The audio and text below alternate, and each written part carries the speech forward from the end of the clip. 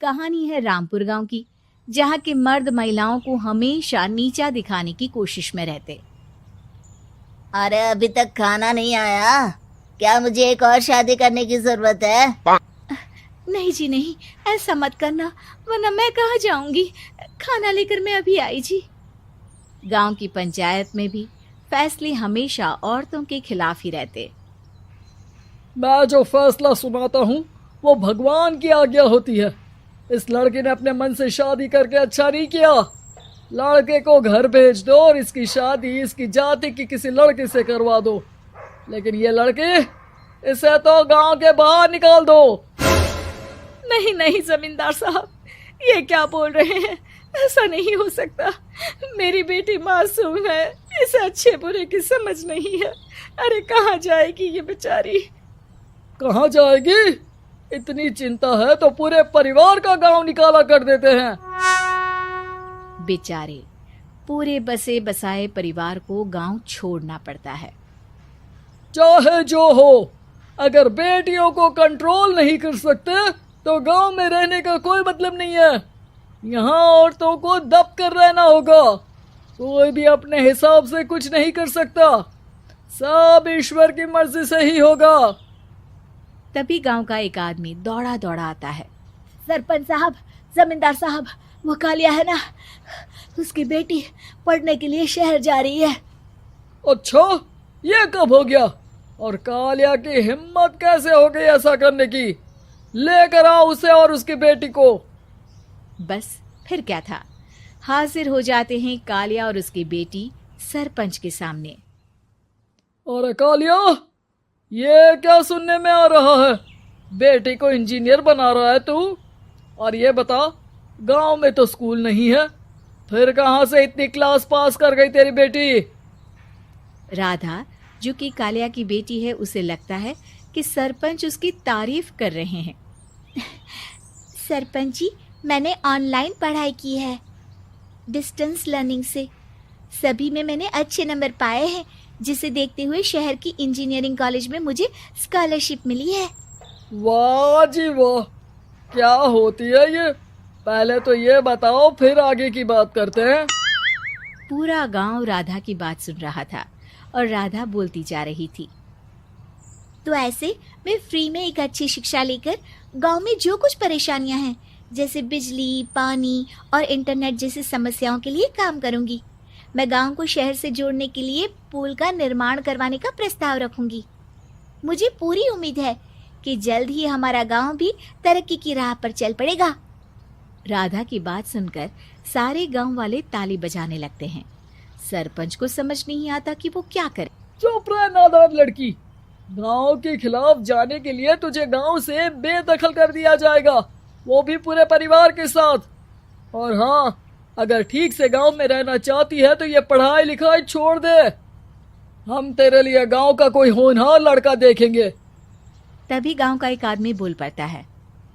अरे नहीं नहीं सरपंच जी, राधा बिटिया जो बता रही है, अगर वैसा हो जाए तो हम लोगों को पैसा कमाने के लिए बाहर नहीं जाना पड़ेगा।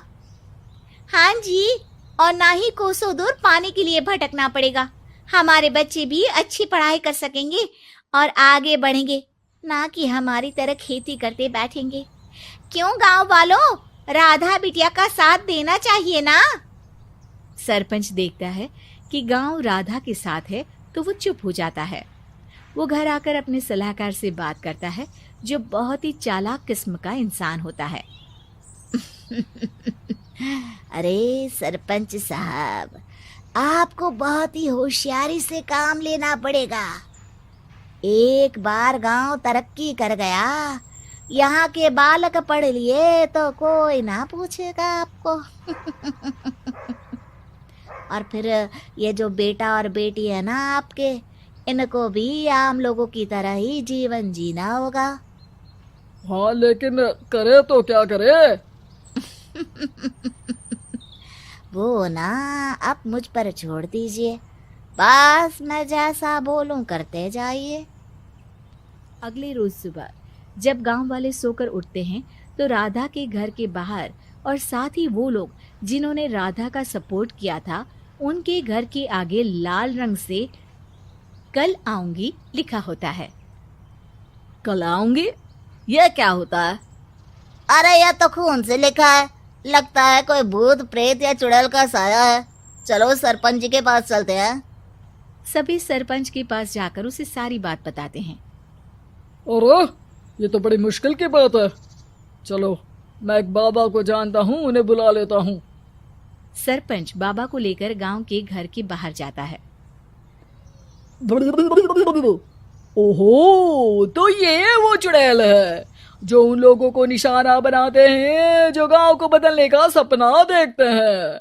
वो गांव को ऐसे ही संपन्न देखना चाहती है। वो नहीं चाहती कि कोई बाहरी यहाँ का कायाकल्प करे। क्या तुम लोगों में से किसी ने गांव को बदलने की सोच रखी है? तभी राधा की माँ रोते रोते आती है। मेरी राधा घर से गायब हो गई है। अरे कोई तो बचाओ, मेरी बच्ची कहाँ गई?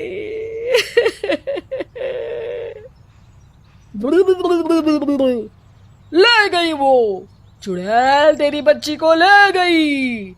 अब वो उसे श्रापित करके छोड़ेगी, उस पर चुड़ैल का साया हो जाएगा। तभी बुरी सी हालत में राधा भी वहां आ जाती है। उसके बाल चुड़ैल की तरह फैले होते हैं और कपड़ों में खून लगा होता है। सभी राधा को देखकर डर जाते हैं। माँ, पता नहीं मुझे कौन उठा कर ले गया था। अरे दूर दूर हो जा चुड़ैल, अब हम लोग इस गांव में नहीं रुकेंगे। अरे कैसी बातें कर रहे हैं आप?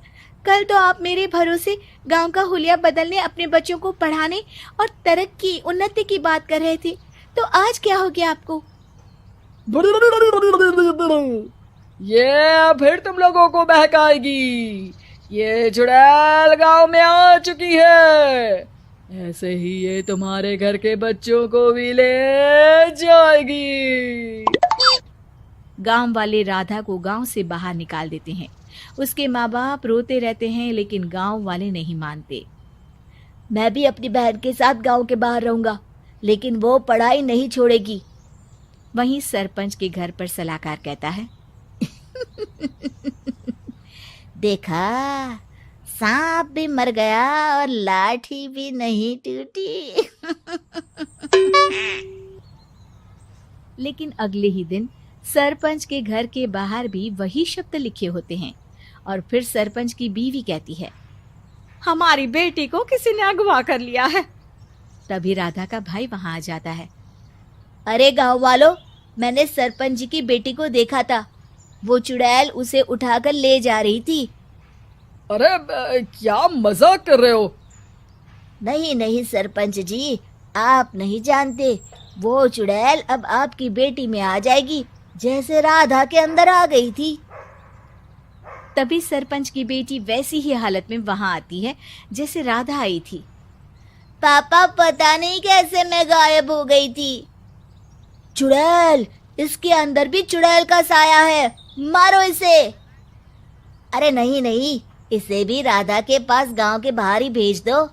अरे चुप रहो, मेरी बेटी कहीं नहीं जाएगी और चुड़ैल वुड़ैल कुछ नहीं होता है। अरे कैसे बात कर रहे हो सरपंच जी? आप तो बोल रहे थे कि आपका फैसला भगवान का ज्ञान होता है, तो अपने पर बात आई तो अब आप ऐसे बोल रहे हैं। अरे ना ना ना, आपको अपनी बेटी को त्यागना ही होगा। अरे बुलाओ बाबा को। राधा का भाई बाबा को ले आता है, जिसे अब गांव वालों के डर के कारण सच बोलना पड़ता है। मैं कोई बाबा नहीं हूँ, मैं तो मोची था। ये सलाहकार महोदय ने मुझे कहा था एक्टिंग करने को। अब वो मुझे पैसे देने वाले हैं। अब मुझे माफ कर दो। गलती हो गई, मुझे माफ कर दो। तभी वहां राधा आ जाती है। देखा सरपंच जी, जब गांव के बच्चे साक्षर होंगे तो आप जैसे लोगों की चालाकी नहीं चले।